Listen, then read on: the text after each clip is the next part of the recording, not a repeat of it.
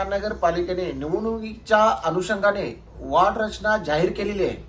परंतु ही जी वॉर्ड रचना जाहीर केलेली आहे या संदर्भात आम्ही सेव्ह दिवा फाउंडेशन तर्फे वॉर्ड क्रमांक 27, 28, 29 आणि 30 या चारही प्रभागात हरकती नोंदवल्या।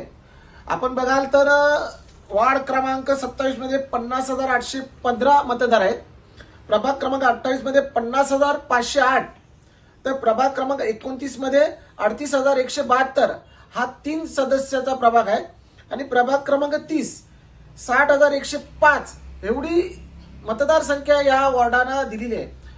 तुम्ही सांगता की 2017च्या अनुषंगाने वॉर्ड रचना पुन्हा केलेली आहे, परंतु आपण बघाल तर वार्ड क्रमांक 29 हा जो प्रभाग होता याचा भाग कौसा तलावापर्यंत होता, परंतु तो भाग कट करण्यात आलाय आणि दिव्यातील 27 आणि 28 प्रभागातील काही भाग हा 29 मध्ये टाकण्यात आलेला आहे आणि जो 29चा जो भाग होता तो त्यांनी काही प्रमाणात 30 मध्ये टाकल्यामुळे वार्ड क्रमांक 30 मध्ये जास्त प्रमाणात लोकसंख्या झालेली आहे।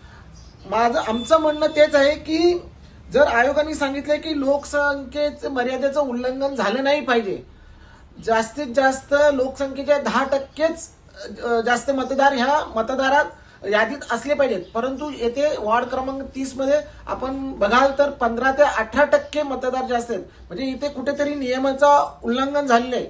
त्याचप्रमाणे कायद्याचंही उल्लंघन वॉर्ड रचना करताना केलेलं आहे। महाराष्ट्र महानगरपालिका अधिनियम 1949 कलम 5(3) प्रत्येक प्रभागाची लोकसंख्या शक्य तितक्या सरासरीच्या जवळ ठेवावी आणि भौगोलिक सीमा, संपर्काची साधने व सार्वजनिक सोय याचा विचार करा असं यात सांगितलेलं आहे, परंतु या वॉर्डात 30 नंबर वॉर्डामध्ये असं झालेलं नाही।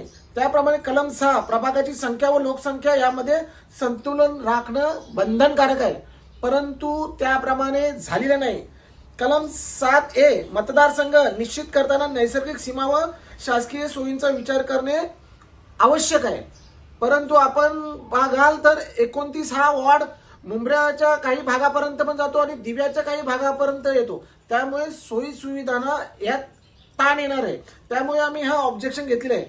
त्याचप्रमाणे भारतीय राज्यघटना अनुच्छेद 14 समानतेचा हक्क, एक मत एक मूल्य ह्या तत्वाचाही भंग झालेला आहे। अनुच्छेद 243T स्थानिक स्वराज्य संस्थेचे प्रतिनिधित्व, लोकसंख्येच्या चुकीच्या विभागणीमुळे आरक्षण व प्रतिनिधित्वाचा असंतुलन निर्माण होतो, हा सर्वात महत्वाचा अनुच्छेद आहे। कारण जर तुम्ही वॉर्ड रचना जर फेरफार केली, इकडचा मतदार तिकडे तुम्ही हे टाकला तर काही वेळेला SC आणि ST जे त्यांना आरक्षण भेटणार आहे ह्यात त्यांना कुठेतरी धोका निर्माण होईल, यासाठी आम्ही हे हरकत घेतलेली आहे। त्यामुळे ज्या काही चुकी महापालिकेने केलेल्या आहेत त्या तात्काळ सुधाराव्या अशा आम्ही सेव्ह दिवा फाउंडेशन तर्फे मागणी करतो।